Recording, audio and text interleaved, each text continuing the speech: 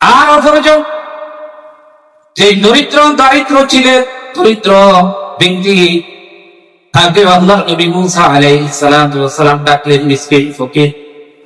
সেই মুসা আলাইহিস সালাতু ওয়াস সালামের এই বাক্যকে সেই সুন্দরভাবে মেনে নিতে পারলো না। আল্লাহর ওহী সেই সুন্দরভাবে মেনে নিতে পারলো না। বলে, আল্লাহর নবী মুসা, আপনার কি মাথা খারাপ হয়েছে? আমি এমনি দারিদ্রতার মধ্যে আছি, কোনো কিছুই জন্য শুনতে আদায় করার কোনো ব্যবস্থা আল্লাহ রাখছেন? কিভাবে শুনতে আদায়? বলে, আপনি আমার সাথে মস্কারি করতেছেন। আমার আল্লাহ পাক রব্বুল আলামিন এই ব্যক্তিকে এমন চরম শিক্ষা দিলেন, সেই ব্যক্তি মুসা আলাইহিস সালাতু ওয়াস সালামের সাথে রাগ করে চলে গেলেন। মুসা দরবার থেকে যাওয়ার পথে, বহুদূর যাওয়ার পথে মরুভূমি, হঠাৎ করে দেখা গেল সেই মরুভূমির মধ্যে প্রচন্ড ঝড় সৃষ্টি হলো। কি সৃষ্টি হলো? মরু ঝড়। এটা কি কঠিন না সহজ? বলে কঠিন না সহজ? প্রচন্ড মরু ঝড়ে একমাত্র উট আল্লাহ পাক কেমন ভাবে সৃষ্টি করছেন যে তারাই নিরাপদ থাকে, অন্য কোনো প্রাণী সহজে বেঁচে থাকতে পারে না মরু ঝড়ে যদি পায়। মুহতারাম হাজিরিন, ওই ব্যক্তিকে মরু ঝড়ে পেল এবং তার এখনকার যেভাবে আমরা সেলাই করা জামা কাপড় পরি, তখন কি সেলাই করা জামা কাপড় ছিল? এই যে আমাদের হাজিরাদের পরে করে নিচে এক ফাট করে এক ফাট সেলাই করা ব্যতীত এভাবে করে সে হাঁটছে। সুন্দর যাওয়ার পর মরু ঝড়ে প্রচন্ড ভাবে এভাবে পেল যে পাওয়ার পর বাতাসের তীব্র গতি তাকে এমন ভাবে পেয়ে বসলো যে তার গরমের যে জামাটা ছিল, সেটা গরমের যে কাপড়টা ছিল, চাদরটা ছিল, মুহূর্তের মধ্যে সেটা বাতাসে বহুদূর দিয়ে গেল। এরপর বাকি রয়েছে কোনটা?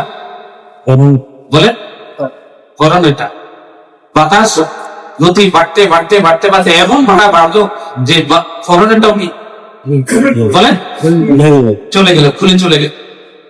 এবং শেষ পর্যন্ত সিটকে এমন এক জায়গায় পড়ে গেল যে তার পাওয়ারটা কি হয়ে গেছে, নষ্ট হয়ে গেছে, লেখা হয়ে গেছে। নাউযুবিল্লাহ, পাও ভেঙে গিয়েছে। এই জন্য আল্লাহ পাক রব্বুল আলামিনের বেশি বেশি শুকরিয়া আদায় করবে। আমরা অনেক সময় বলি যে ধনীরাই শুকরিয়া আদায় করবে, আমি কিভাবে শুকরিয়া আদায় করবো? আমার কি আছে দাও, আমার যেটা আছে সেটা আমাকে দিতে হবে। আমার অবস্থানে থেকে আমি শুকরিয়া আদায় করবো, আমার অবস্থানে থেকে আমি শুকরিয়া আদায় করবো। আমাকে 10 টাকা দেওয়ার যেটা আল্লাহ পাক রব্বুল আলামিন তৌফিক দিন, আমি 10 টাকা চিনি দিয়ে আল্লাহ শুকরিয়া আদায়। আর ধনী যারা আমাকে 1000 টাকা কি দেওয়ার আল্লাহ পাক রব্বুল আলামিন তৌফিক দিয়েছে, আমি কেন গরিবের মতো 10 টাকা দিয়ে শুকরিয়া আদায় করব? বলে রাজার নাম যদি ফকিরের মতো হয় সেটা কি হবে? রাজার দান তো রাজার মতো হতে হবে। রাজার দান কিসের মতো হবে? রাজার মতো হবে। ফকিরের দান ফকিরের মতো হবে। অবস্থার উপর বিবেচনা করে আপনি শুকরিয়া আদায় করতে হবে। আমার সমাজে আরেকজন শুকরিয়া আদায় করলো, কিন্তু সে তার পজিশনে থেকে, অবস্থানে থেকে, হালতে থেকে শুকরিয়া আদায় করছে, কিন্তু আমাকে যে অবস্থান দিয়েছে আল্লাহ পাক রব্বুল আলামিন, সেই অবস্থানে থেকে আমাকে কি করতে হবে? শুকরিয়া আদায় করতে হবে। মুহতারাম হাজিরিন, আমরা যারা আল্লাহর বান্দা, আল্লাহ শুকরিয়া আদায় করে শেষ করতে পারবো? বলে পারবো? কেউ পারবো না।